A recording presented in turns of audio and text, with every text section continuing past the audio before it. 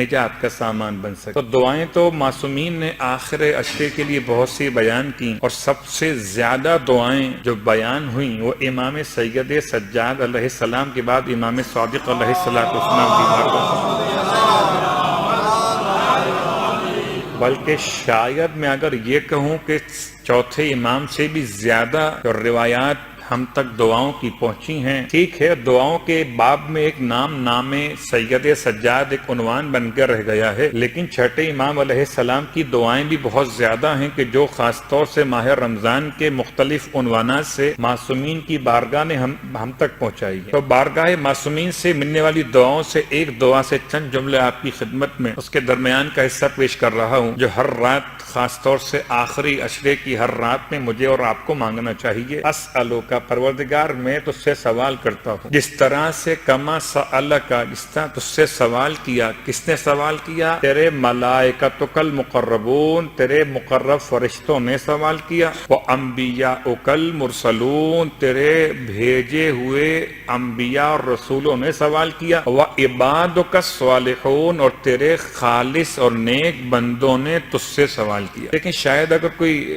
آپ اور ہم یہ کوشش کر سکیں کہ ہم سوچیں کہ آغا سیستانی مد ظلہ العالی، مرجع عظیم، یا ان کے سوا دیگر علماء مراجع عظام حفظہم اللہ تعالی، وہ کیا دعا مانگتے ہوں گے؟ ایک میں دعا مانگتا ہوں، میری حیثیت کیا ہے؟ ایک مسجد کے امام جماعت دعا مانگتے ہیں، ان کی حیثیت کیا ہے؟ ایک علاقے کا کوئی متقی پرہیزگار انسان دعا مانگتا ہے، اس کی دعا کی اہمیت کیا ہے؟ ایک کوئی مرجع وقت دعا مانگتا ہے، اس کی اہمیت کیا ہوگی؟ اور ایک خود ملائکہ خدا سے کیا مانگتے ہوں گے؟ اب ملائکہ، اس کے بعد انبیاء اللہ سے کیا مانگتے ہوں گے، اور انبیاء کے بعد اللہ کے صالح بندے اللہ سے کیا مانگتے ہوں گے؟ تو یہ تین باتیں سمجھانے کے لیے کافی ہیں کہ ہم اس لیول پر جا کے اللہ سے بات کریں کہ جس لیول کو انبیاء نے اور عباد صالحین نے اور ملائکہ نے حاصل کیا ہوا ہے۔ کہ پروردگار جیسے وہ مانگتے ہیں ویسے میں مانگ رہا ہوں۔ اے پروردگار، میں تجھ سے کیا مانگتا ہوں؟ ان تصلی علی محمد وآل محمد۔ یہ دعا کا آغاز نہیں، درمیان دعا ہے، اور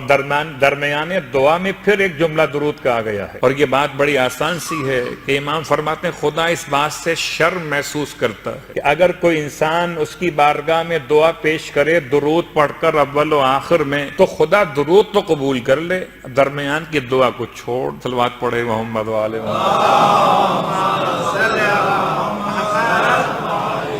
تو پہلے تین ہستیوں کا حوالہ دیا کہ وہ کیسے دعا مانگتے ہیں، ان کی انداز دعا کی طرح میں تجھ سے دعا مانگتا ہوں کہ تو درود نازل فرما محمد اور آل محمد پہ پروردگار، وان تفک رقبتی من النار۔ ماہ رمضان کی ہر رات میں معصوم نے ارشاد فرمایا خدا سے کہو مالک میری گردن کو آتش جہنم سے آزاد کر دے، میری گردن کو آتش جہنم سے آزاد کر دے۔ ماہ رمضان میں دروازے بند ہیں جہنم کے، دروازے کھلے ہوئے ہیں جنت کے، شیطان بند ہے۔ پھر یہ دعا کا مقصد کیا؟ جو 11 مہینے کارروائیاں کی ہیں نا، اس کی بنیاد پر مجھے اور آپ کو چاہیے کہ ہر رات میں دعا مانگیں، اور جب تک یہ نہ سمجھیں گے کہ ہم گرفتار عذاب ہیں کہ نہیں ہیں، تب تک دعا میں اثر نہیں آئے گا۔ جب یہ خیال کر کے دعا مانگے جی ہم تو ویسے ہی بخشے گئے ہیں، ہم سے اللہ نے کون سا حساب لینا ہے، ہم تو مولا کے ماننے والے، تو ٹھیک ہے جب حساب لینا ہی نہیں ہے پھر دعا کس کام کی؟ پھر امام کو چاہیے تھا یہ دعا تعلیم فرماتے منافقین کو کہ ان کی گردنیں گرفتار عذاب ہوں گی، امام کو چاہیے تھا دعا تعلیم فرماتے کافرین کو کہ ان کی گردنیں عذاب میں گرفتار ہوں گی۔ یہ بیچارے مومنین کو کیوں آپ نے دعا تعلیم فرمائی؟ مولا کچھ تو ہے جو مولا نے مولائیوں سے کہا، ان تفک رقبتی من النار۔ یاد رکھیے کافر یہ دعا پڑھ بھی لے تب بھی اس کی گردن آزاد نہیں ہے، منافق یہ دعا رج بھی لے تب بھی اس کی گردن آزاد نہیں ہے۔ کہ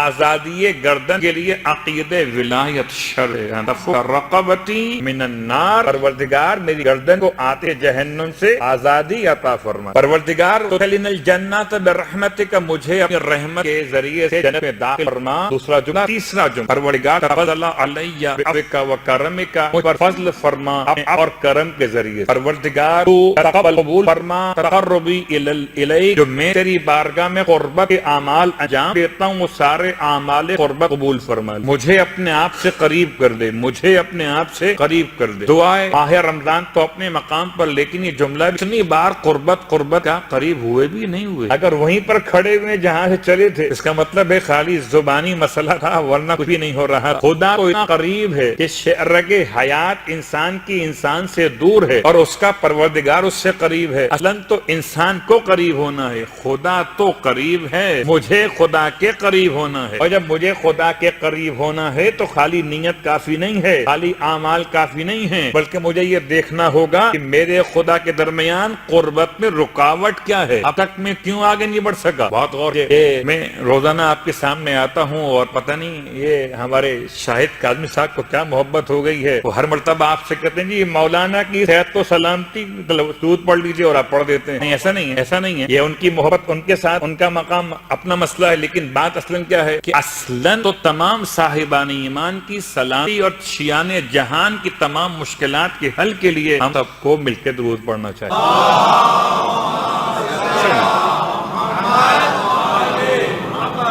میں روزانہ آتا ہوں، مجھے دیکھتے ہیں آپ، میں جب اوپر آتا ہوں تو یہ ایک سیڑھی بنی ہوئی ہے ممبر کی، اس کے بعد ایک اور ہے، اس کے بعد بیٹھنے کی جگہ ہے، تو میں روزانہ اوپر چڑھتا ہوں تو بیٹھ جاتا ہوں آ کر، تو اوپر تو ہوتا ہوں نا۔ جب میں نے 2 سیڑھیوں پہ قدم رکھا تو اوپر گیا کہ نہیں گیا؟ اگر نہیں گیا تو اس کا مطلب ہے نیچے آپ کے ساتھ بیٹھا ہوا ہو، اور اگر 2 پر قدم رکھ کے اوپر چلا گیا تو کامیاب ہو گیا۔ تو ہر انسان جب کسی سمت میں حرکت کرتا ہے، اور حرکت کرنے کے بعد اگر کسی مقام پر نہ پہنچے تو حرکت شمار نہیں ہوتی، جمود شمار ہوتی۔ کبھی ایسا ہو سکتا ہے کہ میں ممبر پر نہ پہنچ سکوں چڑھنے کے باوجود، تو پھر پوچھیں گے مولانا خیریت تو ہے، کیا آپ کے پاؤں میں تکلیف ہو گئی ہے؟ رکاوٹ کیا بنی ہے؟ رکاوٹ کیا ہے؟ یا کوئی ممبر پہ کین نکل آئی ہے؟ رکاوٹ کیا ہے؟ اور رکاوٹ دور کرنے کے بعد انسان پھر اپنے سفر کو آگے بڑھاتا ہے اپنے منزل کی جانب۔ ایسے ہمیں چاہیے کہ ہم اپنے اعمال میں قربتاً اللہ کی نیت کے ساتھ ساتھ یہ بھی تو غور کریں کہ رکاوٹ کیا ہے جو اب تک قربت نصیب نہیں ہوئی ہے۔ کون سی ایسی بات ہے؟ ہم ہر عبادت کے ساتھ کہتے قربتاً اللہ، قربتاً اللہ، کتنا اللہ سے قریب ہوئے، کتنا قریب ہوئے۔ پہلے کہیں اور تھے، اب قریب آ گئے اور قریب آ گئے۔ اگر ہم آگے بڑھ رہے ہیں تو یقین رکھیے کہ ہم پھر اس مقام پر پہنچیں گے جو آج کے زمانے کا ابو ذر کہلائے، آج کے زمانے کا سلمان کہلائے، آج کے زمانے کا قمبر۔ صلوات پڑھیں محمد و آل محمد۔ ورنہ پڑھتے رہیے قربتاً اللہ، پروردگار تقبل، قبول کر لے تقربی، میرے تقرب کو اپنی بارگاہ مقدس میں مالک، اور کوئی ایسا گناہ، کوئی ایسی رکاوٹ باقی نہ رہنے پائے جو مجھے تجھ سے دور کر رہی ہو۔ ہر اس رکاوٹ کو درمیان سے ہٹا دینا جو مجھے تجھ سے دور کرتی۔ اس کے بعد وہ آخری جملہ اس دعا کے جو آج کی مجلس کے اعتبار سے منتخب کیے گئے، پروردگار کی بارگاہ میں پھر التماس کیجیے، پروردگار تجھے واسطہ محمد و آل محمد کا میری دعا قبول فرما لے، اور مجھے روز قیامت کے ہر خوف سے نجات عطا فرما لے۔ یہ ہر رات ماہ رمضان کے آخری عشرے کی دعاؤں میں سے میں نے چند جملے آپ کی خدمت کے لیے تلاوت کیے، اپنی نجات کے لیے بھی اور آپ کے لیے بھی۔ اب آئیے ہم بات کو آگے بڑھائیں، دعاؤں کے مسائل بھی ہیں، اور دعاؤں کے ساتھ ساتھ اب ماہ رمضان کے آخری ساعتوں میں اور آخری راتوں میں کچھ نماز کے بیانات بھی باقی رہ گئے، اور آج دل چاہتا ہے کہ میں خاص طور سے والدین اور اولاد کے درمیان کی نمازوں کو پھر ریپیٹ کروں۔ ہو سکتا ہے اس سے پہلے کسی اور موقع میں بیان کیا ہو، اگر پھر ریپیٹ کروں، کیونکہ میرے اعتبار سے اس ماہ رمضان میں ہم نے اس کو ابھی تلاوت نہیں کیا۔ والدین کی نماز، والدین کی مغفرت کی نماز۔ پہلی بات تو یاد دلا دوں کہ خالی نماز کافی نہیں ہے، والدین کی مغفرت کی صرف نماز کافی نہیں ہے، والدین کی خدمت زندگی میں اور انداز سے ہے، مرنے کے بعد اور انداز سے ہے۔ تو زندگی میں بھی ذمہ داری ہے کہ انسان خدمت والدین کرے۔ البتہ رکے رہیے، ایک سوال جو ماہ رمضان کے پہلے عشرے میں آیا تھا اور ابھی تک موقع نہیں مل سکا کہ اس کا جواب یہاں سے آپ کو دیتا۔ سوال یہ تھا کہ ایک بیٹی جو اپنے والدین کے گھر سے رخصت ہو کر اپنے شوہر کے گھر میں آ جائے، اور اب اس کی ذمہ داری والدین کی خدمت کے عنوان سے کیسے ادا ہوگی؟ وہ تو اپنے شوہر کے گھر میں آ گئی۔ تو اس کا بہت آسان سا جواب کہ سرکار ختم یہ مرتبہ صلی اللہ علیہ وآلہ وسلم نے جب پوچھا ہے اگر مرد ہے تو اس پر سب سے زیادہ حق اس کی ماں کا، اگر مرد، اور اگر عورت ہے تو سب سے زیادہ حق اس پر اس کے شوہر کا ہے۔ اسی اعتبار سے کہ ایک خاتون کی ذمہ داری نکاح کے بعد اپنے والدین کے گھر سے شوہر کے گھر میں آنے کے بعد اب والدین کی حد تک اتنا رہ جاتی ہے کہ جو دعا کر سکتی ہو تو شوہر کی اجازت کے ساتھ والدین کی خدمت کر سکتی ہو تو خدمت کو انجام دے، اور اگر شوہر اجازت نہ دے تو گھر میں رہتے ہوئے اطاعت شوہر کرے، خدا اس اطاعت کی برکت سے اس کے والدین کو بھی بخش دے گا۔ لیکن اپنے شوہر کی معصیت کرتے ہوئے اسے والدین کی خدمت کی اجازت نہیں دی گئی، ایسا نہیں ہو سکتا کہ اپنے شوہر کے حق کو پامال کرتے ہوئے خاتون اپنے والدین کی خدمت کے لیے چلی جائے۔ اس لیے ذمہ داری ماں باپ کی خدمت کی ہمارے اور آپ کے اوپر ہے جو بیٹھے ہیں مومنین میرے سامنے۔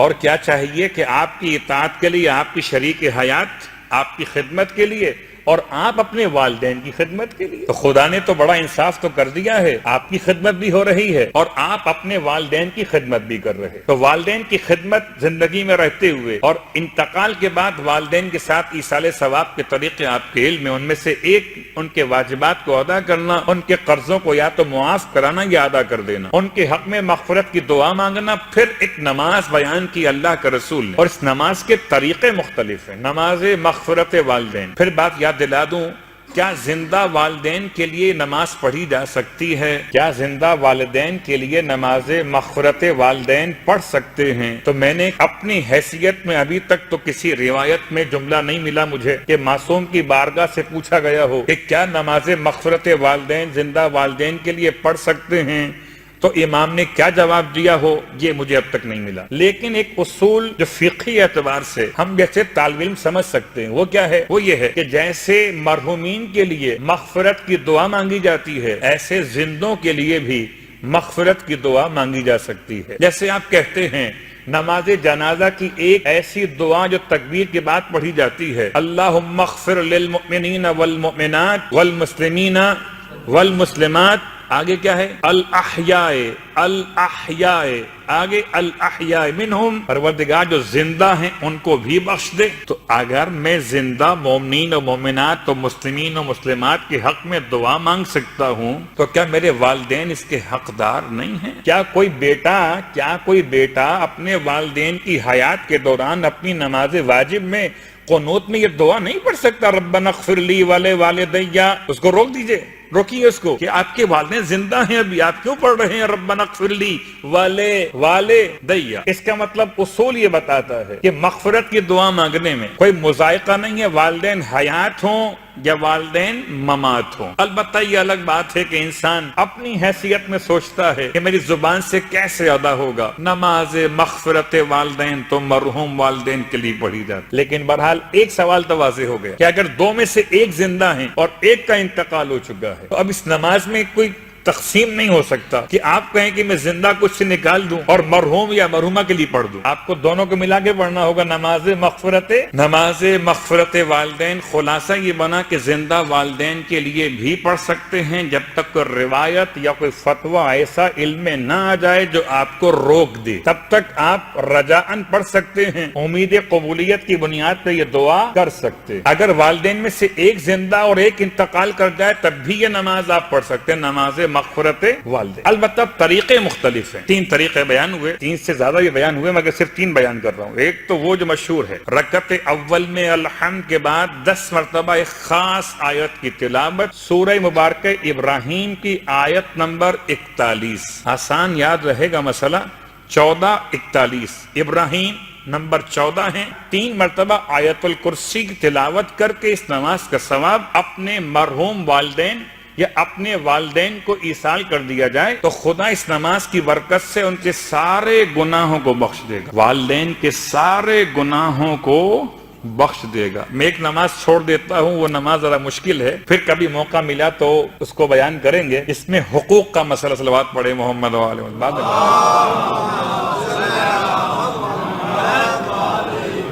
فی الحال تو یہ تین طریقے، ان تینوں کے نام کیا ہے؟ نماز مغفرت والدین۔ اچھا، یہ نماز مغفرت والدین کی یہ کب پڑھی جاتی ہے؟ اس کا وقت کیا؟ عام طور پر میرے اور آپ کے ذہن میں موجود ہے یہ بات، جیسے کہ بہت مشہور جملہ ہمارے پاس محفوظ ہے کہ نماز وحشت قبر نماز مغرب اور عشاء کے درمیان پڑھی جاتی ہے، حالانکہ ایسا نہیں ہے، یہ عشاء کے بعد پڑھی جاتی ہے، اس کا افضل وقت عشاء کے بعد ہے۔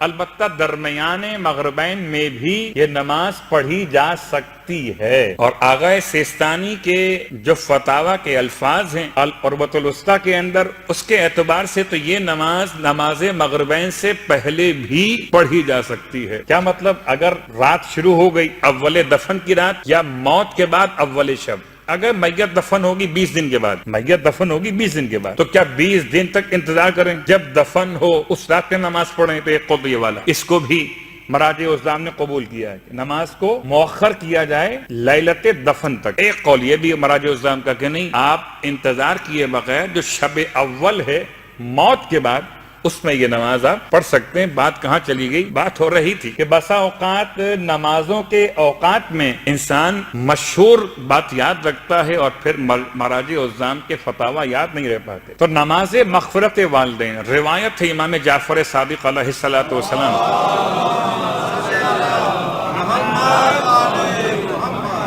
آج بات بہت طولانی ہو گئی، اور بات اتنی طولانی ہو جائے تو پھر مجھے باقی موضوعات کی فکر ہو جاتی ہے کہ یہ نماز مغفرت والدین جو ہے یہ کب پڑھی جائے؟ امام فرماتے ہیں امام کا عملاً امام نے اس نماز کو انجام دیا ہے دن کے وقت۔ رات میں امام نماز پڑھتے ہیں نماز ہدیہ میت برائے اولاد، کیونکہ امام علیہ السلام کا جوان بیٹا حضرت اسماعیل انتقال کر گئے تھے آپ کی حیات طیبہ کے دوران، تو آپ اس کے لیے بھی 2 رکعت نماز پڑھتے تھے، اور 2 رکعت نماز اپنے والدین کے لیے پڑھتے تھے۔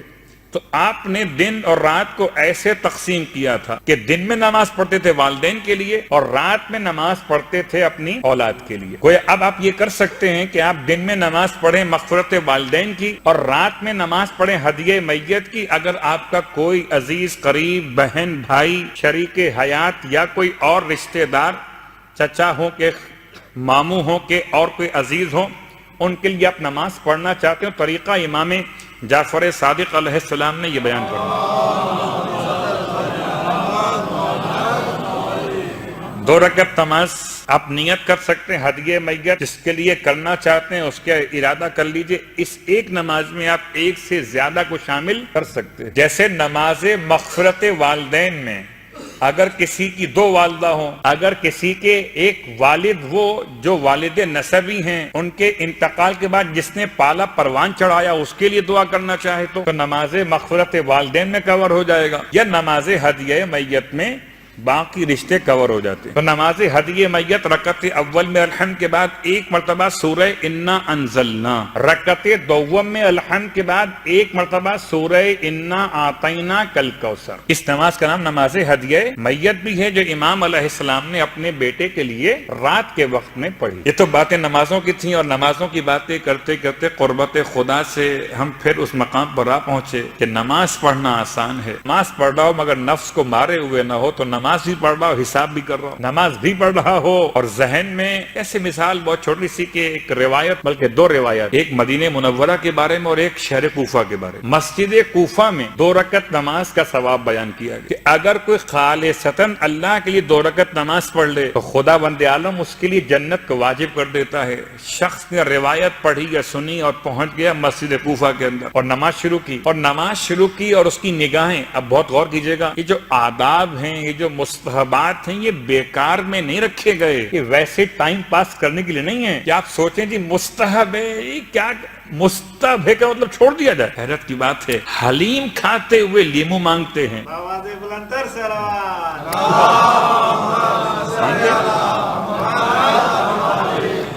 ارے بھائی، آپ نے چاول کا انتظام کیا ہے، اس کے ساتھ سلاد کہاں پر ہے؟ آپ نے نہاری کا انتظام کیا، اس کے لوازمات کہاں پر ہیں؟ جیسے کھانے میں ذائقے میں لوازمات چاہیے ہوتے ہیں، ایسے واجبات کے ساتھ مستحبات چاہیے ہوتے ہیں۔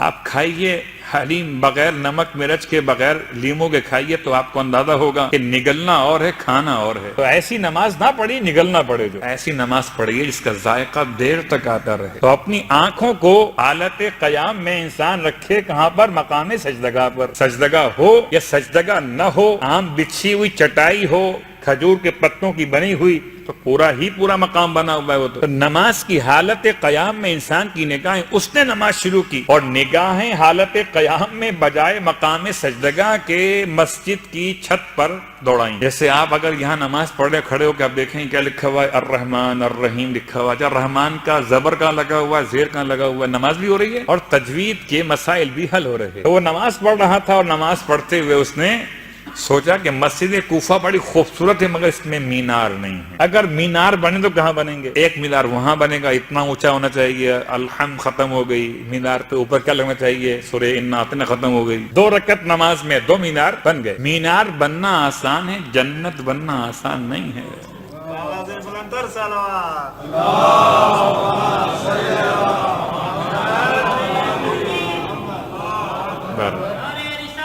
یا رسول اللہ, یا رسول اللہ, یا